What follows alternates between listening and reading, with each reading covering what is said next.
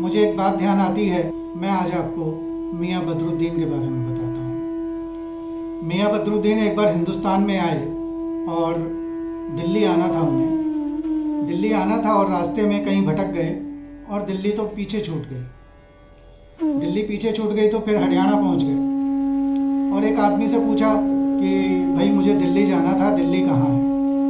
अब हरियाणा वाले तो आप लोगों को पता है उनकी जो भाषा होती है, तो हरियाणा वाले ने कहा कि भाई तुम तो आगे निकल आए हो, दूर आ गए हो, उल्टा हो ले।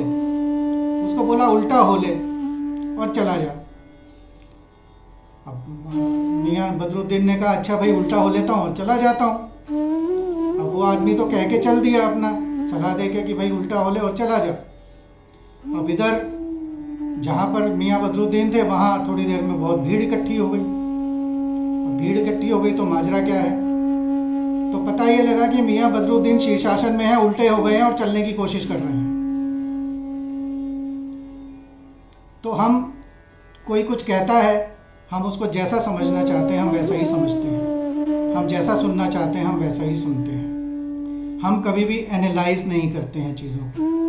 हम ये नहीं देखते हैं कि क्या हमें करना चाहिए, किस तरह से करना चाहिए और कब करना चाहिए। विचारों में हम इतने खो जाते हैं, हम इतने उलझ जाते हैं कि हम कई बार एनालिसिस भी नहीं करते हैं। हम दृष्टा नहीं होते हैं, हम देख नहीं पाते हैं कि क्या कहा गया है। हालांकि मियाँ बदरुद्दीन की बात में एक व्यंग्य भी था। जब मियाँ बदरुद्दीन उल्टे थे, शीर्षासन में थे और दुनिया उन्हें देख रही थी, तो किसी ने उनसे पूछा भाई ऐसे क्यों हो, तुम उल्टे क्यों हो। कहता है मैं उल्टा नहीं हूँ, तुम लोग उल्टे हो, तुम दुनिया को उल्टी नज़र से देख रहे हो, सीधे होते हुए।